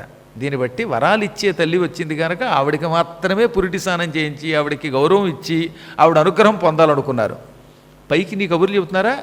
అందరిలోనూ ఒక ఆశ ఏమిటో తెలుసు, ఎక్కువ మందిలో ఈ పరమసుందరి మనకి భార్య అయితే ఇక మన జాతకమే మారిపోతుంది.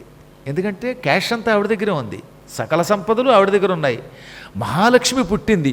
ఈ మహాలక్ష్మి మనకి సతీమణి అయితే ఇక మన జీవితం మారిపోదా, మనకి సంపదలు రావా అని కూడా ఆశపడ్డారు వాళ్ళు. నిజానికి జ్ఞానం కలిగిన వాడైతే ఈవిడ తల్లి, ఈ తల్లి మనల్ని అనుగ్రహించాలని కోరుకోవాలి. కానీ రాక్షసుల్లో ఎక్కువ మందికేమో భార్య అవ్వాలనిపించింది. ఇంద్రాదులకి మాత్రం ఈ జగదేక మాతని మనం పూజిస్తే ఈవిడ మనకి తల్లి అయి సకల సంపదలు ఇస్తుంది అనిపించింది. అందుకని అందరూ కలిసి అసలు మనం పాల సముద్రం చిలుకుతున్నదే సంపదల కోసం కదా, లక్ష్మీదేవి సముద్రంలో కలిసిపోతే ఆ లక్ష్మిని వెలికి తీయడానికి ఇంత కష్టపడుతున్నాం, ఆ లక్ష్మే పుట్టిన తర్వాత ఈవిడికి మనం సేవలు చేయకపోతే అలాగా, కాబట్టి ఈవిడికి ముందు పురిటి స్నానం మంగళస్నానం చేయిద్దామన్నారు. అనగానే అప్సరసలు వచ్చి చుట్టూత టెంపరీ చీరలు కట్టారు. ఆ చీరల మధ్యలో ఆవిడికి మంగళస్నానం చేయించాలి. చేయించాలంటే అక్కడ కూర్చోవాలి కాబట్టి స్నానం చేయడానికి ఒక పీట వేశారు, స్టూల్స్ వేస్తారు బాత్రూములే. అలాగా తరుణికి మంగళ స్నానంబు చేయంతమని పీఠంబు పెట్టి ఇంద్రుండు తెచ్చి, ఇంద్రుడు ఒక బంగారపు పీట తెచ్చాడు, ఆవిడకు ఒక పీట వేశాడు, అమ్మవారు దాని మీద కూర్చున్నది. ఆవిడ కట్టుకున్న గుడ్డలతో పాటు పైన ఇంకొక వస్త్రం కూడా వేశారు. ఇక ఇప్పుడు నలుగు పెట్టాలి, అందుకే నలుగు కోసం ఆయా దేశాలలో ఆ దేవత లోకాల్లోనూ ఇంకో లోకంలోనూ ఎక్కడెక్కడ ఏ ఏ లోకాల్లో ఏమేమి ఉన్నాయో అవన్నీ మూలికలు తీసుకొచ్చారు. దేవలోకంలో మూలికలు, నాగలోకంలో మూలికలు, కైలాసంలో మూలికలు, వైకుంఠంలో ఉన్న మూలికలు, ఈ మూలికలన్నీ పట్టుకొచ్చి వాటిని అరగదీసి పొడుం తయారు చేశారు. ఏదో మనం శేకాకాయ పొడుం, ఆ పొడుం ఈ పొడుం సిద్ధం చేసినట్టుగా ఆవిడ కోసం పొడుం సిద్ధం చేశారు. ఈ పొడుము నీళ్లల్లో కలిపి శిరస్సును పోసి అభిషేకం చేస్తే ఆవిడకి స్నానం చేయించినట్టు అవుతుంది. ఏ నీళ్లతో స్నానం చేయించాలి? ఈ పాల సముద్రంలో నుంచి పుట్టింది కనుక ఆ నీళ్లతో స్నానం బాగుండదాయే. అందులో అవి పాల సముద్రంలో పేరుకి పాలున్నా నీళ్ళు అంత గొప్పగా లేవట. అప్పుడే ఆవిడ పుట్టడం వల్ల ఏమిటో కానీ అంత మాధుర్యం కలిగి తర్వాత పాల సముద్ర జలం బాగుపడింది, కానీ అప్పటికింకా పాల సముద్ర జలములో మాధుర్యము లేదు, రుచి లేదన్నమాట. అందుకని వెంటనే దేవతలంతా బాగా ఆలోచించారు, దిగ్గజములకేసి చూశారు. అష్టదిగ్గజాలు ఉన్నాయి కదా, వాటిని పిలిచారు. ఐరావతం, సుప్రతీకం, కుముదం, పొండరీకం, వామనం, అంజనం, అభ్రమువు మొదలైనటువంటి ఏనుగుల్ని పిలిచారు. ఓ అష్టదిగ్గజాలారా, 8 ఏనుగుల్లారా, మీరు స్వర్గానికి వెళ్ళి స్వర్గలోకంలో పైనుంచి కిందకి దబదబా ప్రవహిస్తున్న ఆకాశ గంగాజలాన్ని తండి. ఆకాశ గంగాజలముతో జగదేకమాత లక్ష్మీదేవికి మంగళ స్నానం చేయిద్దాం అనగానే, ఎలా తెమ్మంటారండి నీళ్లు అన్నాయి అవి. ఎలా తేవడం ఏమిటి, మీకు తొండాలు ఉన్నాయి కదంటే తొండంతో నీళ్లు తీసుకొచ్చి అమ్మ మీద పోస్తే ఎంగిలి నీళ్ళు అవుతాయి కదండి అని పాపం ఏనుగులు కూడా ఔచిత్యం పాటించి పలికాయి. వెంటనే కుబేరుడు అన్నాడు, అమ్మవారికి తొండంతో ఎంగిలి నీళ్ళు పట్టుకొచ్చి పోయడం ఏమిటండి, నా దగ్గర సముద్రంలో ఐశ్వర్యం కలిసిపోయినా కొంత ఐశ్వర్యం రహస్యంగా పెట్టా, బ్యాంక్ బ్యాలెన్స్ ఉంది అంటే మొత్తం సముద్రంలో కలిసిపోలేదు, ఆయన ఒక్కడే తెలివినోడు కొంత అట్టే పెట్టాట. కొండలు కొనున్నాడు, బంగారపు కొండలు, అవి ఎవరికి తెలియకుండా దాచి ఉంచాడనమాట. ఆ మధ్యన ఒక ఆయనకి కరోనా టైంలో ఉద్యోగం పోయింది. ఈ సాఫ్ట్వేర్ వాడికి ఎప్పుడు ఉద్యోగాలు పోతాయో తెలియదు కదా, పేరుకి సాఫ్ట్వేర్ కానీ హార్డ్వేర్ అది. అందుకని నిజంగా జరిగింది ఇది, ఇందులో రవ్వంత సత్యం లేకుండా చెబుతున్నారు. ఈ లాక్డౌన్లో ఉద్యోగం తీసేశారు ఒక ఆయనకి, ఖర్చులకి ఇంట్లో డబ్బులు లేవు, గజగజలాడిపోతున్నాడు. ఎంతలో వాళ్ళ ఆవిడొచ్చి మీరేం కంగారు పడకండి అని పట్టుకొచ్చి 50,000 కట్టించేదిట. ఆయన తెల్లబోయి ఎక్కడివి అంటే, మీకు తెలియకుండా అప్పుడప్పుడు జేబులోంచి కొంత నొక్కేసి అట్టే పెట్టానండి అని చూపించింది. 5 లక్షలు దాచిందిటండి 5 ఏళ్ల నుంచి. ఈయనకి అసలు ఏం తెలియట్లేదు. నా అనుమానం ఈ సాఫ్ట్వేర్ ఉద్యోగాల్లో ఏమిటో తెలియదు, కానీ కొంతకాలానికి వాడు ఎవడో తను మర్చిపోతాడేమో అనిపిస్తుంది. ఇందాక చెప్పినట్టుగా గోకినా పక్కవాడు తెలియదేమో, ఎందుకని ఉద్యోగంలో ఉండిపోతారు కదా, కంప్యూటర్లో కొట్టి కొట్టి కొట్టి కొట్టి వాడికి తెలియకుండా పక్క నుంచి ఎవడన్నా వచ్చి వాడి బట్టలు పట్టుకుపోతుంటే కూడా తెలియట్లేదు పాపం, ఎంత కష్టపడిపోతున్నారో అనిపిస్తుంది అన్నమాట. అందుకని ఇక మీదట సాఫ్ట్ తీసేసి అక్కడ హార్డ్వేర్ అని పెట్టాలి పాపం. చాలా జాలేస్తుందండి నిజంగాను. రేయింబౌళ్ళు కష్టపడిపోతున్నారు. మా తమ్ముడు చూస్తున్నారు కదా, మా ఆఖరాన్ని. మా వాడు 98లో విప్రో కంపెనీలో జాయిన్ అయ్యాడు, మొదట్లో బెంగళూరులో. ఏదో ఆ రోజుల్లో 60,000 జీతం అంటే మాటలా, అలాంటిది ఇప్పుడు 2 లక్షలు 3 లక్షలు జీతాలు ఇచ్చేస్తున్నారంటే ఇప్పుడు ఎలా పెరుగుతున్నాయంటే అదేదో అనుకుంటాం. కానీ మా వాడికి అలా కళ్ళు ఎర్రబడిపోయి ఉంటాయి అనమాట. ఒక్కొక్కసారి వాడు అన్నం తింటున్నప్పుడు కాసేపు ఉన్నాక నేను అన్నం తిన్నానా అంటాడు, కాసేపు ఉన్నాక. అప్పుడప్పుడు వాళ్ళ ఆవిడకే చూసి ఎక్స్క్యూజ్ మీ నీ పేరేమిటి అంటాడు. అందువల్ల పక్కనే కూర్చుంటాం మేము, మాతో ఆడుతూనే ఉంటాడు. ఆరికి మా నాన్నగారు తద్దినానికి వచ్చినప్పుడు కూడా మొన్న తద్దినం పెడుతూనే ఉంటాడు, మర్చిపోతూనే ఉంటాడు. తద్దినం పెడుతున్నప్పుడు కూడా మధ్యలో ఈ బుర్ర అక్కడికి వెళ్ళిపోతూ ఉంటుందే ఒకటో. పిండం అలా పెట్టాక పిండం మాట ఎలా ఉన్న ఉద్యోగం గండం కింద తయారైపోయింది. అందుకని చాలా భయంకరమైపోయేవంటి ఉద్యోగాలు. ఇప్పుడు అన్నీ అలాగే ఉన్నాయి. అందులో మరి ఆ ఉద్యోగం మరీ కష్టంగా ఉంది. ఏ ఉద్యోగం చూస్తే ఆ ఉద్యోగాలు ఉంది. బ్యాంకు వాళ్ళు చూస్తే బ్యాంకు వాళ్ళు మాకు కష్టం అంటారు, వ్యాపారస్తులు కష్టం అంటారు. కారణం ఏంటో తెలుసా, కృత్రిమమైన డబ్బు అనే ఒక జబ్బులో పడిపోయాం మనం. ఇవి లేని రోజుల్లో హాయిగా మన పెద్దలు అంత సుఖంగా ఉండేవారండి. హాయిగా వ్యవసాయం చేసుకుని కాస్త ధాన్యం తీసుకెళ్ళి చక్కగా పురుల్లో వేసుకుని ఇంటి నిండా ధాన్యం కట్టెలు ఉంటే చాలు. వర్షాకాలం వచ్చిందంటే పొయ్యి కిందకి పొయ్యి మీదకి ఉంటే చాలా రోజుల్లో. ఈ పిచ్చి లేదు. టెన్షన్లు డబ్బులు బ్యాంకుల్లో దాచుకోవడం. ఈ బ్యాంకులు లేని రోజుల్లో తిన్నారు, సుఖంగా బతికారు, ఆరోగ్యంగా బతికారు. ఒక్కడు తుమ్మెరగడు దగ్గరగడు కదా. మా నాన్నగారు తగ్గడం మేము చూడలేదు ఎప్పుడు పెద్దగా. ప్రాణాపాయ స్థితిలో చివరి రోజుల్లో పక్కన పెడితే మా ఇంచుమించుగా మా చిన్నప్పుడంతా హాయిగా ఆరోగ్యంగా ఉన్న, కింద పడిపోయి కాళ్ళు చేతులు విరిగిపోయినా ఎవడో డాక్టర్ దగ్గరికి వెళ్ళా, మళ్ళీ దానంతట అవి అతుక్కుపోయేవి. ఏమంటే చిన్నప్పుడు బ్లేడ్లు కోసుకుపోతే రక్తం కారిపోతే ఎక్కడైనా ఆసుపత్రికి వెళ్ళామా? మీరు ఆలోచించండి. ఇప్పుడే పిల్లలకి ఎంత తేడా వచ్చిందంటే, అమ్మా ఆక్సిజన్ అందట్లేదట అని ఉపన్యాసం మధ్యలో తీసుకుపోయి నెత్తి మీద సిలిండర్ పెట్టేయడం. ఎంత దుస్థితి వచ్చిందో ఆలోచించండి ఒక్క క్షణకాలంలో. అంటే మన పిల్లల్లో ఆరోగ్యం అంత పాడైపోయింది. అప్పుడు ఏమీ లేదు. నేను చెట్టెక్కి కింద పడిపోతే కాలు విరిగితే హాయిగా ఇంట్లో 2 రోజులు రెస్ట్ తీసుకుని అదేదో ములగాకుని వేడి చేసి కాలికి కట్టారు. 3వ రోజుకి ఏమీ లేదు, మళ్ళీ ఆడుకున్నాను టిక్కు టిక్కు టిక్కు అని. ఆ కాలమే పోయింది. ఎందుకు దాలు చెప్తున్నానంటే, నేను తమను తాము మరిచిపోయే దుస్థితి వచ్చేస్తుందన్నమాట క్రమక్రమంగా. ఎందువల్ల? విపరీతమైన టెన్షన్ వల్ల. ఇందులోంచి బయటపడడం కోసం ఈ పురాణాలు అవసరం. భగవంతుని యొక్క కటాక్షం కావాలి. ఎందుకు చెప్తున్నానంటే, ఉద్యోగం పోతే వాళ్ళ ఆవిడ రహస్యంగా దాచిపెట్టింది 5-6 లక్షలు. అది ఎంత కాపాడిందో ఆ కుటుంబాన్ని. అప్పుడు ఆయన మెచ్చుకొని, ఇలాగే నాకు తెలియకుండా జేబులో డబ్బులు దాస్తూ ఉండవే అన్నట్ట. ఇప్పుడు తెలిసిపోయింది ఆయనకి వచ్చే దెబ్బలో. అందుకని ఆ చీటికి మటుకి నువ్వు ఎక్కడో దాచి ఉంటావు చెప్పని చంపుతున్నట్ట. ఆవిడ ఈ మధ్యన ఆవిడ చెప్పింది, మా ఆయనకి అనవసరంగా చెప్పానండి, నా దగ్గర డబ్బులన్నీ అయిపోయినా సరే నువ్వు ఎక్కడో దాచావు నాకు తెలియట్లేదు అంటట. ఈ కొత్త అనుమానం వచ్చి పడింది. కాబట్టి భార్యలు మరీ బొత్తిగా 5 లక్షలు ఉన్నాయని చెప్పకూడదు. ఏదో 50,000 ఇచ్చింది బాగానే ఉంది, 5 లక్షలు ఉన్నాయని చెప్తేలాగా నాలాంటి అమాయకురాలను మాట దిక్కుమాలు పెళ్ళాం. అలాగా కుబేరుడు సముద్రంలో సమస్త సంపదలు దుర్వాసుడి శాపం వల్ల కలిసిపోయినా 25-30 కొండలు దాచుంచాడు పక్కన, బంగారపు కొండలు. ఆ కొండలు ఇల్లో 8 కొండలు పట్టుకొచ్చి ఏనుగులకు ఇచ్చాడు. ఈ ఏనుగులు తొండముతో ఆ కొండమును పట్టుకున్నాయి. పట్టుకొని ఈ కొండల్ని పట్టుకున్న ఏనుగులు 8 ఈ అష్టదిగ్గజములన్నీ కూడా స్వర్గానికి వెళ్ళి పైనుంచి కిందకి దబదబ ప్రవహిస్తూ పడుతూ ఉన్నటువంటి మందాకిని నది దగ్గరికి వెళ్ళాయి. స్వర్గంలో ఉన్న గంగని మందాకిని అంటారు. ఆ మందాకిని జలాన్ని, ఆకాశగంగా జలాన్ని, స్వర్గంగా జలాన్ని ఈ బంగారపు కొండలతో పట్టుకొని, ఆ కొండాలని తొండాలతో పట్టుకొని, తొండాలతో పాటు ఈ ఏనుగులన్నీ మళ్ళీ తిరిగి అమ్మవారి దగ్గరికి వచ్చాయి. అమ్మవారి పీట మీద కూర్చున్నది కదా, క్షణాలలో ఆ ఏనుగులు ఆ తొండాలతో పట్టుకున్న కొండల నీళ్లు, బంగారపు కొండల నీళ్లు అమ్మ మీద పోయగానే, ఏది ఇందాక చెప్పిన మూలికల యొక్క పొడుముతో కలిపి పోయగా హాయిగా మూలికా స్నానం, ఆకాశగంగా జలస్నానము చేసింది ఆవిడ. ఎంత అద్భుతమైనటువంటి దృశ్యం అండి. ఆవిడ జగదేకమాత, సమస్త కలుములకు తల్లి, సంపదలకి తల్లి. అటువంటి తల్లి మీద ఇప్పుడు వాళ్ళు నీళ్లు పోసి అభిషేకం చేసి పూజించారట. అప్పటి నుంచే లక్ష్మీదేవి యొక్క ఉత్సవమూర్తికి అభిషేకం చేయటం అనే ఒక ప్రక్రియ పుట్టింది అని పురాణాల్లో చెప్పారు. అంతపూర్వం లక్ష్మీదేవికి అభిషేకం అలా చేసేవారు కాదు. ఆ తర్వాత గంధవరగదీసి మూలికలు పట్టుకొచ్చి ఈ పొడుములన్నీ బిందుల్లో కలిపి, ఆ బిందులో ఉన్నటువంటి నీళ్లు రకరకాల నదీనద జలాలు అమ్మవారి ఉత్సవమూర్తి మీద పోసి అభిషేకం చేసేవారట.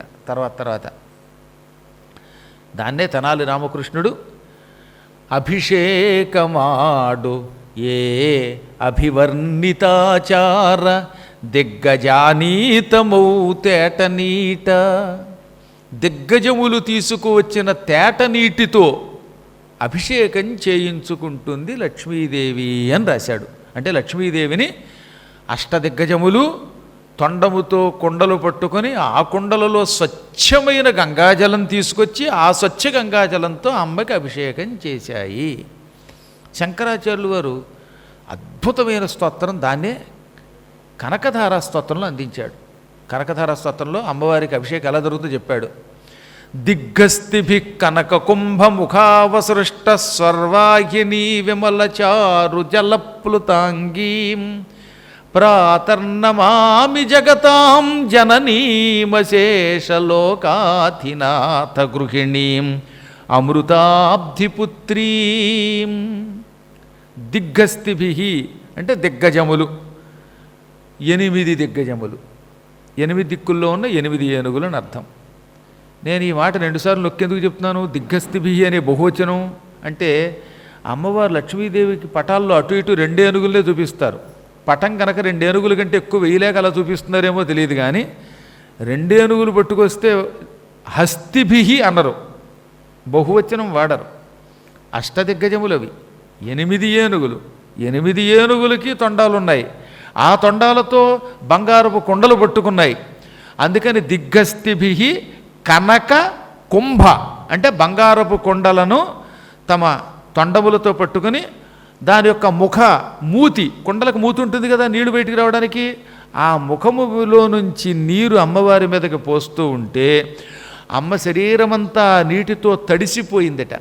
ఆ నీరు కూడా ఎటువంటి నీరు అంటే విమల, స్వచ్ఛమైన నీరు, కాలుష్యము లేని నీరు, కుళ్ళు కుతంత్రాలు కుట్రలు లేని నీరు. అది తెల్ల చెరువు నీరు తప్ప నల్ల చెరువు నీరు కాదు, అటువంటి స్వచ్ఛమైన నీరు. ఆ నీరు కూడా చారు అందముగా ఉందట. చారు జలము అన్నారు తప్ప నిశ్చారు జలం అనలేదు. చారు అంటే అందం.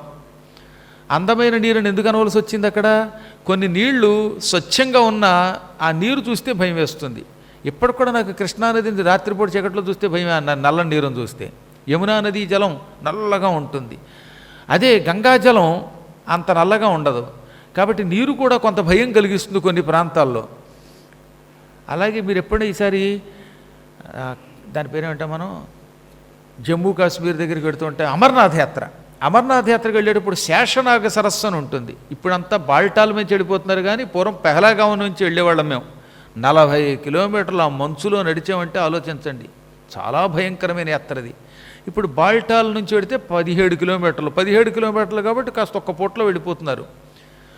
దాదాపు 2 డేస్ పట్టిందండి మాకు ఇంచుమించుగా. అప్పట్లో వర్షం వచ్చి ఆ వర్షంలో శిబిరాల్లో పడుకుని కంపించిపోయి తిన్నది అరక్క ఏం తినబుద్దేది మనకి. టీ కూడా తాగలేం ఆ చలికి. టీ తాగితే వాంతి అయిపోతుంది. మామూలుగానే ఇప్పుడు ఏం పట్టలేదు, ఆయిల్ ఫుడ్ అనేది తాగితే వాంతులు చేసుకుంటున్నారు ఇక్కడ. అటువంటిది అక్కడ ఆ చలికి కడుపు తిప్పేస్తుంది మనల్ని. అయినా ఏదో ఒకటి కడుపులో పడకపోతే డేంజర్. మన కడుపేమో ఆ చలికి స్తంభించిపోయి అస్సలు ఏమీ తిననివ్వదు.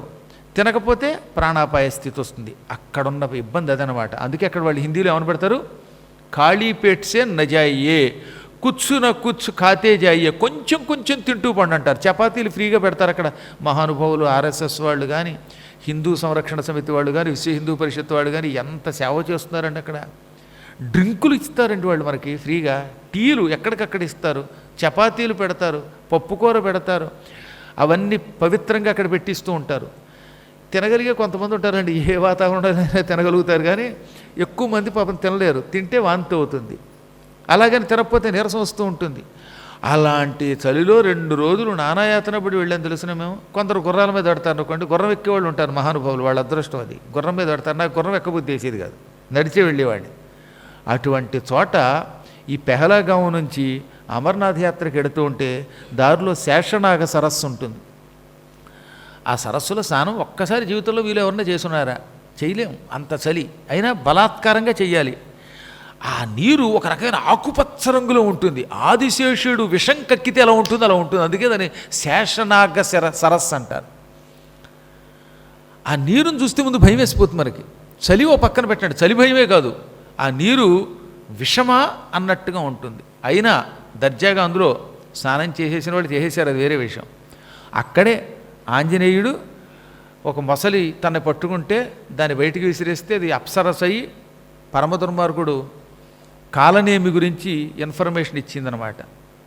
కాబట్టి నీరు కూడా అందముగా ఉంటే స్నానం చేయగలుగుతాం, భయంకరంగా ఉంటే స్నానం చేయలేం. అందుకని ఇక్కడ వర్ణన చేస్తూ ఆదిశంకరాచార్యుల వారు దిగ్గజములు బంగారపు కుండలను తొండములతో పట్టుకొని ఆకాశగంగాజలాన్ని పట్టుకొచ్చాయి. ఆ నీరు స్వచ్ఛమైన నీరు, అది అందమైన నీరు. అటువంటి నీరు అమ్మవారి మీద పోయిగానే ఆవిడ శరీరం అంతా తడపబడింది, శరీరం అంతా తడిసిపోయిందనమాట. అందుకే పులతాంగీం అవయవములన్నీ తడపబడ్డాయి. ఆ నీళ్లతో ఆవిడ శరీరం అంతా పూర్తిగా తడిసిందనమాట. సగం స్నానం చేయకూడదుగా. స్నానం చేసేటప్పుడు ఏదో చెంబు నీళ్ళు వేసుకొని ఒళ్ళంతా తడవకుండా రుద్దుకోకుండా ఉంటే అది స్నానం కాదు. అందుకని శుభ్రమైన స్నానం అమ్మ చేసిందనమాట. అటువంటి తల్లికి నమస్కరిస్తున్నాను. నమస్కరిస్తే లాభం ఏమిటి? ఇంత శ్లోకం నేను ఎందుకు చెప్పాను అనుకుంటున్నారు? ప్రాతర్నమామి, పొద్దుటే ఆవిడకి నమస్కరిస్తున్నాను. మంత్రశాస్త్ర రహస్యం ఆదిశంకరుడికి తెలిసినట్టుగా ఈ ప్రపంచంలో ఇంకెవరికి తెలియదు. ఈ కలియుగంలో ఆదిశంకరాచార్యులు వారు, ఆనాడు ద్వాపరయుగంలో వ్యాసుడు, కలియుగంలో ఆదిశంకరుడు, వీళ్ళు మంత్రశాస్త్ర రహస్యాలు ఎరిగిన వారు. ప్రొద్దుట స్నానం చేసి చెయ్యగానే కానీ లేదా లేవగానే కానీ దిగ్గజములతో కూడిన లక్ష్మీదేవిని తలుచుకున్నవాడికి ఆ పూట వ్యాపారములో నష్టము రాదు, ఆర్థికమైన ఏ కష్టము రాదు అని మంత్రశాస్త్రం చెబుతోంది. అందుకని ప్రాతర్నమామి అన్నాడు ఆయన. నాయనలారా, ఏనుగులు తమ తొండముతో అమ్మకి అభిషేకం చేశాయి. ఆ నీళ్లతో అమ్మవారు లక్ష్మీదేవి స్నానం సేకరించింది. ఆ ఫోటోని కానీ లేక ఆ దృశ్యాన్ని కానీ లేవగానే తలుచుకోండి. లేవగానే ఏనుగుల యొక్క తొండముతో పట్టుకొనబడి ఉన్న బంగారుపు కుండల నుంచి పడుతున్న నీళ్లతో స్నానము చేసిన లక్ష్మీదేవిని నువ్వు తలుచుకుంటే ఇక ఆ రోజు నీకు ఏ విధమైన ఆర్థికపరమైన సమస్య రాదు అని చెప్పడం కోసం ప్రాతర్నమామి అనే ఒక గొప్ప మాట వేశాడు ఆయన. ఇవన్నీ చెప్పకుండా చెప్తాడు ఆయన. స్తోత్రాలన్నీ అంతే. ఎందుకు పొద్దుటే దండం పెట్టడం ఏంటండి? పొద్దుటే దండం పెట్టేటప్పుడు ఈ రూపాన్ని ఎందుకు వర్ణించాడంటే, పొద్దుటే లేవగానే ఆ రూపానికి నమస్కరిస్తే ఆ తర్వాత నువ్వు వ్యాపారానికి వెడితే నీ గళ్ళాపెట్టిలో గల్లుమని డబ్బులు పడతాయి. నువ్వు బ్యాంకుకి వెడితే బ్యాంకులో నువ్వు ఎవడికో లోన్ ఇవ్వడం వల్ల నీకు సస్పెన్షన్ రాదు. సాఫ్ట్వేర్ వాడు అయితే తలుచుకుంటే మీ బాస్ నిన్ను యాస్ అనడు, ఎస్ అంటాడు, నీకు కాస్త లాభం కలుగుతుంది. ఇలా అన్నీ లాభాలే. అలాగే ఏ వృత్తిలో ఉన్నవాడైనా ప్రొద్దుటిపూట అమ్మని, ఇటువంటి అమ్మని తలుచుకుని వెళ్ళిపోతే వాడికి ఆ వృత్తిలో విజయం లభిస్తుంది, సంపదలు వస్తాయి. మాకు సంపదలు కావాలి అంటే అలా పనిచేయండి, వద్దండి మేము భిక్షుక చరిత్రలోలాగా కళ్ళు మూసుకుపోదాం అనుకుంటున్నాం అంటే వాళ్ళ కర్మ. ఈ విధంగా మీరు అందులో ప్రతి శ్లోకం వెనకతలో ఒక అంతరార్థం ఉంటుంది. ప్రతి శ్లోకం ఒక ఉపాస్య మంత్రం. ఉపాసన చెయ్యడానికి ఉపాస్య దేవతకి సంబంధించిన మంత్రములు కనకధారా స్తోత్రంలో చెప్పారన్నమాట. వాటన్నిటి గురించి అసలు ప్రత్యేక ఉపన్యాసం చెప్పుకోవాలి మనం, అంత గొప్పది అది.